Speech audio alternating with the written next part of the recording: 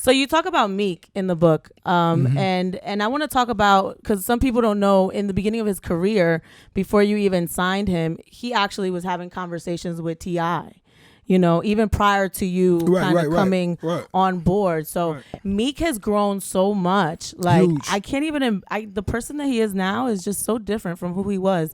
You as a mentor to him and really close to him, as someone who has, you know, been his boss and his friend, what kind of growth and change have you seen in him? You know, once again, it's a lot of different things you see change, but Meek has always remained the same. And, you know, just watching his struggle, his position, what he represented, him being on probation, you know, congratulations to the homie. He's off of probation Getting now. off of probation. But I was watching him fight that struggle, you know, when I first met him. So it's just a lot of different things just to see him overcome and become what he is now. That almost feel just as good as the same success I shared. So, you know, it ain't too many words you could say just other than, you know, I don't want to see him stop. I remember the first time he was in jail, he was with Nicki, and you actually visited him, and you were telling people to write to him and stuff. I thought that was really amazing, because at that point, you know, he really needed that. What do you think was the change in his case and with his life? Because I felt like for a while he was stuck in that cycle. You know, you pop the wheelie and then you violate, or, you know, you kind of have a mix up with drugs and you violate again. But there was a point where he kind of started to get a little bit more control over the narrative and how his case was being treated. What do you think was that change? Really, it was a struggle that he had to take small steps to get control of. And it took really the voice of the community. It really took the support of everybody. This wasn't something that he would be able to conquer himself. And he was going through that struggle. A lot of people could just blame the judge, or you could blame the system. You know what I'm saying? Because it's not just Meek Mill that's caught up in that trap. It's millions of brothers that's caught up in that trap. You know what I mean? And I'm glad for him to overcome his situation and not be the voice of that.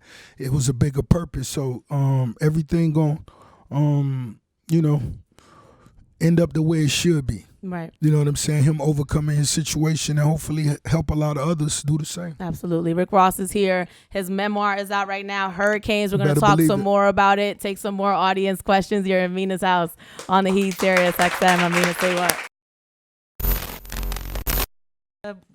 The boss, Ross. What's happening, baby? What's up? When he was producing artists. So my school, my students are struggling a lot with attendance.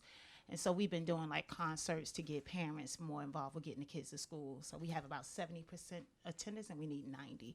And so I wanted to know if you're producing young talent, like someone that we can actually afford to be an artist for one of the concerts. We can't afford to pay for a Rick Ross, but we can pay for someone that can bring some kind of fire. And I just wanted to know, do you have new talent that you're producing that we could borrow? She's trying to use this opportunity. You know, just me not really putting no thought in that, you know, I automatically try to encourage beginning locally. You know,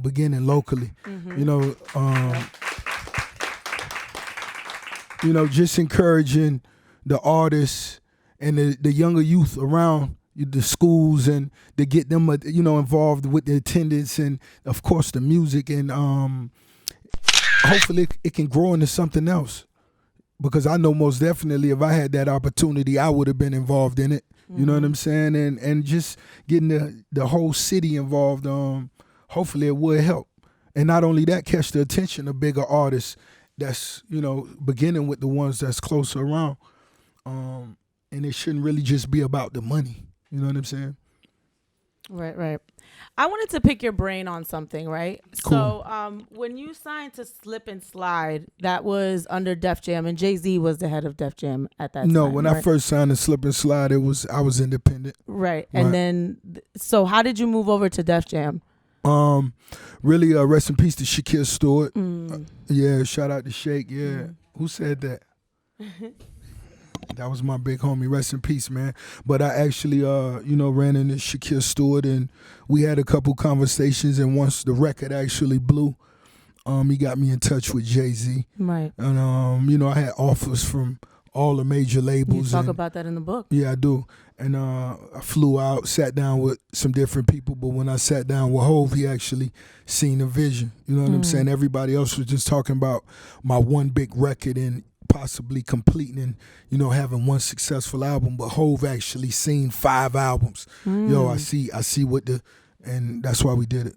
So what kind of relationship over the years have you guys built? As you can see, we've collaborated a lot. You know what I mean? So we've always been supportive of everything I've done, and it's been vice versa. Right. Because I wanted to pick your brain on this NFL thing, right? Right. So he announced that there's going to be like a concert series. Meek is involved with that. There's also like a clothing and apparel that he's going to be selling that's going to raise money for like organizations that fight social causes and you know, do good in the social sphere. How do you feel about that? Because there's been a lot of controversy in the culture about that. As far as the controversy, I really don't know. I never got to the bottom of that. You know, I just been focusing on my album release and this memoir the last couple weeks. But all I heard was Jay-Z NFL. And, you know, anything else to me is, you know, I haven't got any details. But if you asking Rose, if you had the opportunity to buy the Miami Dolphins, would you buy the Miami Dolphins?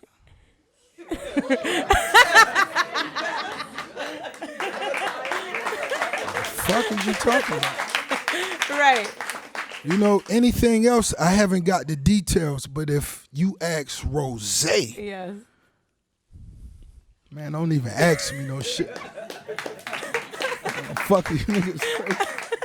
You know Rose is here. Yeah, better believe it. Perhaps future owner of the Miami Dolphins, right? Shit, let's listen. Hello. What the fuck is you talking about? Live studio audience, tell me your name and where you're from, and the boss Rick Ross is all ears. My name is Naisha. I'm from Brooklyn. My question to Ross is, as with the new book coming out and the way the youth is right now, what would you say to your 25-year-old self if you were to pick up a book like Hurricanes? What would I say?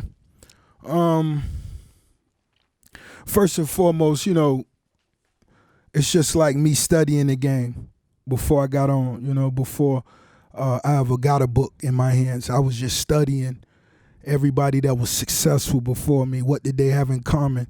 You know, and at the end of the day, it was all about how hard you go. You know, not how smart you are. There's a lot of people that's smart, but really sleep late and do all this and do all that.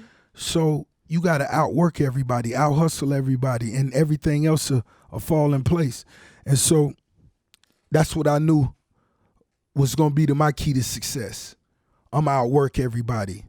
I'm going to just make it look easy as possible, but I'm going to go harder than everybody. Everybody go home, go to sleep. I'm going to stay up 2 more hours. I'm going to get up 2 more hours before everybody. And I felt that was going to be the key, and still is. And I just surround myself with some of the smartest and some more great people that do, you know, and we all know our strengths. You know what I mean? And that's what it's about, creating that team. And to me, I feel like you almost could pull anything off. Right. Real language. What are people, yes, let's clap it up for that. So there's a lot of stories in this book, right? Right. What is the one takeaway that you think people learn about Ross from this? Really, I think think we didn't know.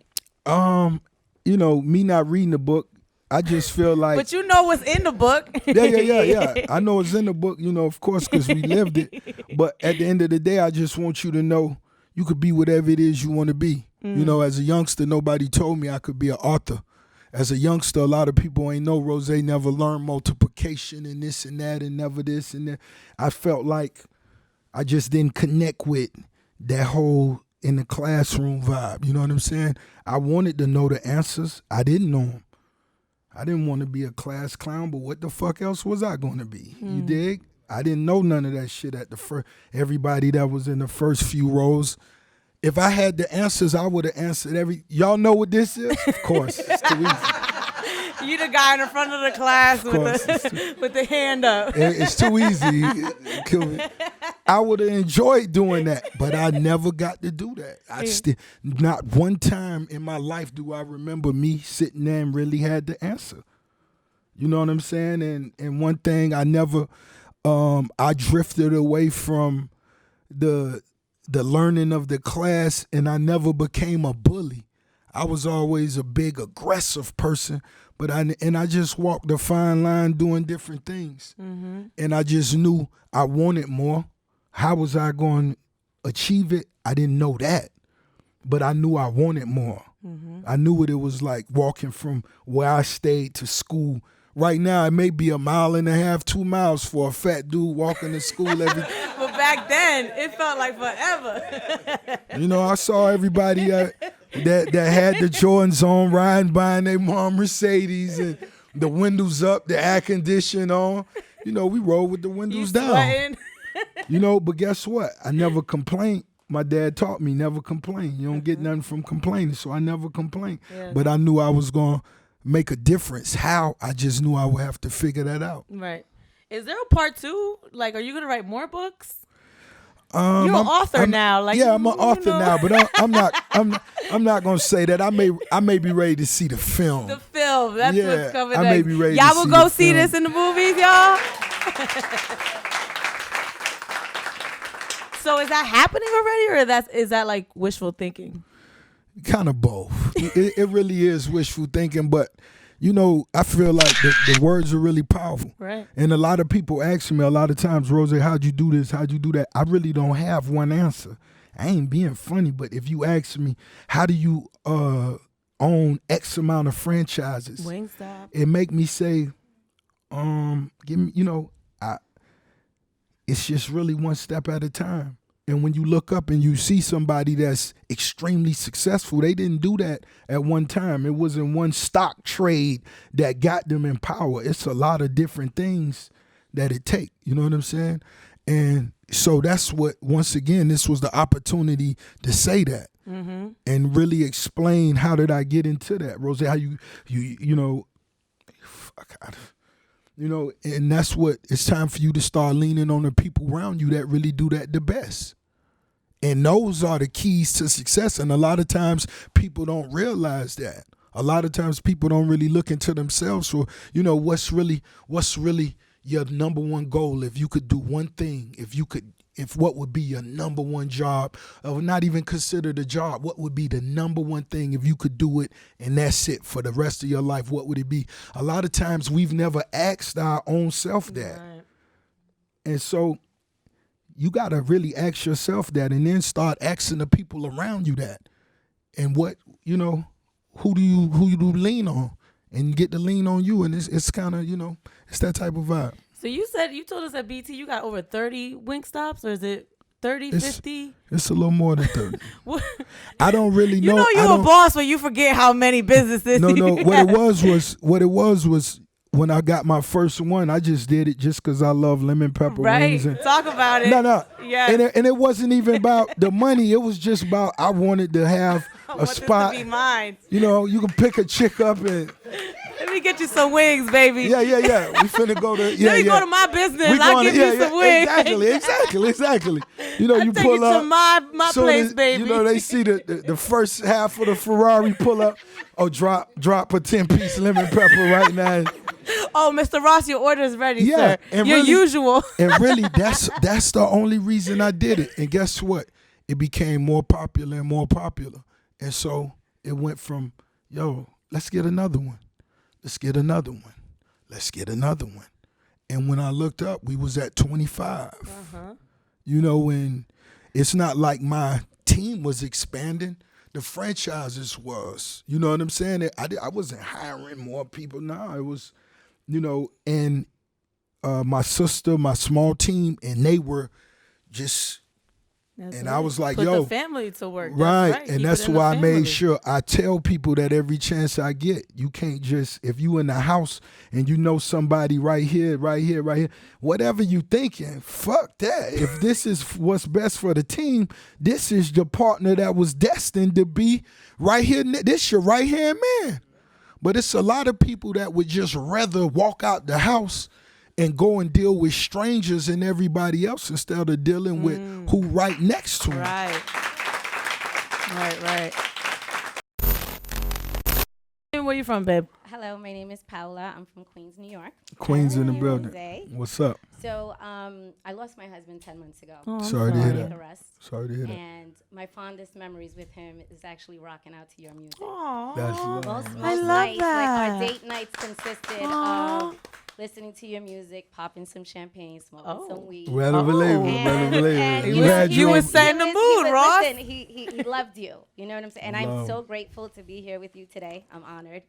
I know that you guys both have the same birthday, 76 also, 1976. Better yes, believe yes. it. So, True boss. I commend you for, really turning your life around and getting healthy. How do you continue to stay on that task while keeping busy and being, a businessman? You're an author now. Like, how do you I'm sure you're traveling. Like, how do you stay on track? Right. Well, traveling around most definitely make it more a little difficult, but it's just you just got to prepare yourself a little more.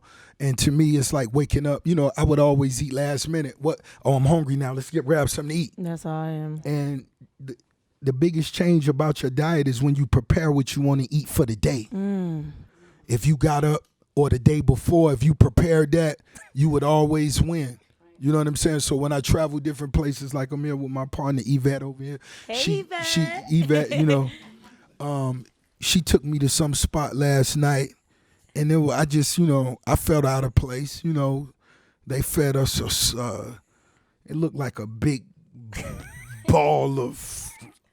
It was cauliflower, but it looked like a big bud of weed. It looked like. And they just, it was like, I'm like, They baked it? but, whatever they did, whatever it was. But it was just, I make it clear to everybody around me, let's try to eat a little better. So even when we do slip, as a whole, in a majority of the time, we all just, doing it together. Not just me, but all my homies. Let's put that sugar down. No, don't drink that soda. No more Somebody pick a Kool-Aid? soda up, I'm hating. You know what I'm saying?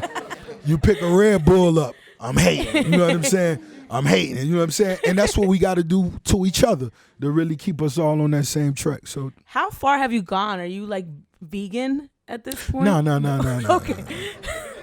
I'd be worried, man. Beyonce out here trying to get people to be vegan. I'd be worried about everybody. No, you ain't got to worry about that for Rose. I'm going to respect the vegan ears. Salute all the vegan ears, you know what I'm saying? I'd be worried. I see what y'all doing We and need I some salute chicken. it, you know what I'm saying? I'm just most definitely trying.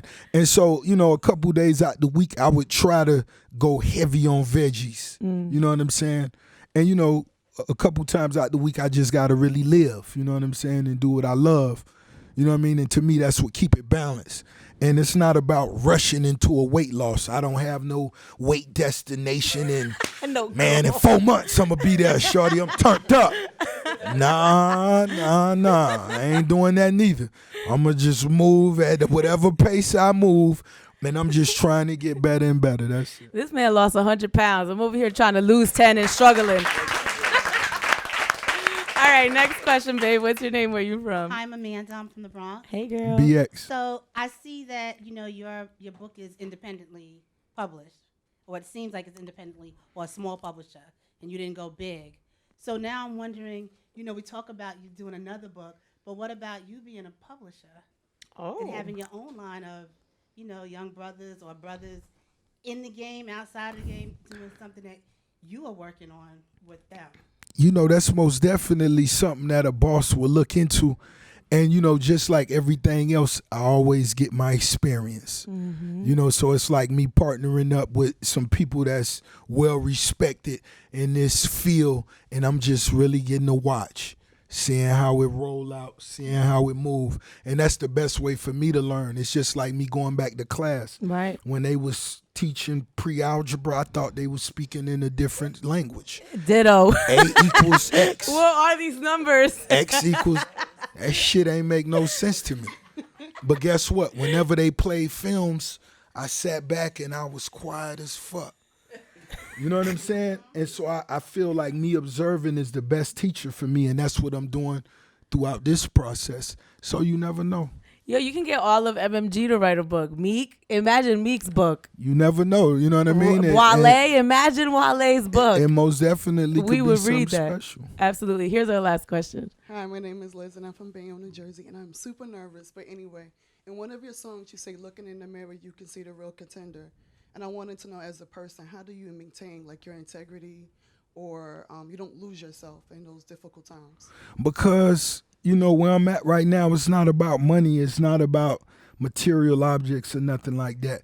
What really drives me the best is just being successful and seeing me win when I invest my all into something. Because when I do something, I really put my all into it. I'm not just going to do it just to be on some cool shit. I'm really going to drive this shit. So if it's my book, every picture I take, everybody Wait a that's minute, next we to missing me, a person. We got to hold get the that book. You know what I'm saying? and that's what it's about. If it's something that I love, if it's Bel Air champagne, if it's some sneakers that I love, or Hair whatever products. it is, if it's whatever it is, I'm gonna make sure, you know what I'm saying? I'm gonna put everything into it, and it's not just about. It's about winning, because when you winning, everything else come. You know what I'm saying? The money may not come first, and that's cool. But if you win, everything else gonna come after that. You know what I mean? I Right, ain't want right. to take your book or nothing. It's all right. I'm going to get you to sign it later. I got So, you, baby. I got you. Listen, you're going on tour, a book tour. I am. Like, to go from music tours to book tours, like, can we clap it up for that evolution? So, what, you know, for people who might catch you on this book tour, you know, what are we rapping? Like, are we going to fuse the music with the book stuff? You know, really, it's all really we focusing on the You just memoir. gonna sign. Right. It's really just about having discussions that we wouldn't do anytime we talking about music. Because anytime I'm somewhere to talk about music, I got 10 albums worth of music to Right. discuss. You know what I mean? So we just gonna tap into some different things, open some different doors, and really just answer a few questions for people. Yeah, it's definitely deeper than rap with you. And Better you, believe it. Yes, and you are even, they're filming Coming to America 2 at your house, I read? They are. Coming to America 2 is Yes. being filmed right now at the estate. So how did that happen? Why your house? What's special about your house? I guess I'm the king of Zamunda.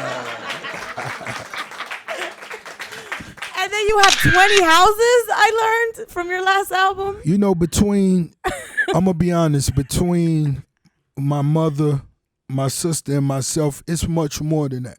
Real estate is something that, you know, my mom taught me to always invest in.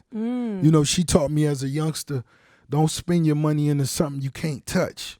Meaning, for me, I'm not good with a lot of different things, so going to buy stocks and bonds and, you know, you go and give somebody $10 million and they give you a sheet of paper in return, that ain't for Rose. I want to walk up. You ain't taking my money and giving me paper in return. Oh, this it right here? This where it started on this street? Yeah, all the way down Baby, there. let's leave my business and go to my mansion. That's amazing. Over 20. You are crazy.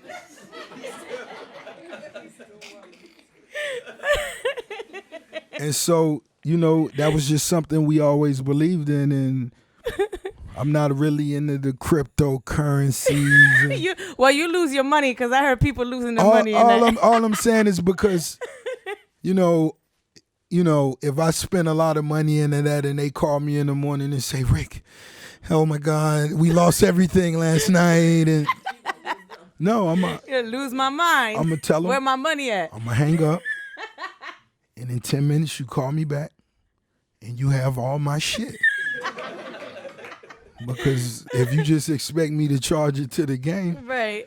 you got me fucked up. Port of Miami 2 is out right now. I love this Summer Walker record. I love Summer Rain. Summer Rain. It's on repeat, man. Port of Miami 2, that's one of my favorite records, you know, and Yes. you know, I asked a lot of people, you know, what's their favorite records off of Port of Miami 2, and Summer Rain is a lot of Yes, I people's love favorite it. record. So We need a video. yeah, hopefully we finna get ready and film that Real You soon. got Jordan Woods in the video for Big Time. Yeah, shout out to Jordan Woods. Shout out to Swiss Beats. Yes. Shout out to Just Blaze Yes. for producing it. Yes. Big Time. Yes. Yeah, that's one of my favorite joints. Before we wrap up, Self-Made, the next installment. Is that coming out? You know, Or MMG volume you know that's something that we all 365. we love to collaborate and do those records. And Meek put out Championship. I just released Port of Miami 2. Wale finna release his album, and Gunplay in the studio. So I look forward to, once everybody dropping their solo albums, we'll get a street something together as a unit. Okay, I'm excited. Rick Ross, thank you so much. His album, Hurricanes, a memoir, is out right now. I appreciate you, Rick Ross. Baby. Always a great conversation. Pleasure's all mine. And thank you guys for hanging out in Mina's house. And thank you for listening. I'm Mina SayWhat. You're on The Heat, SiriusXM.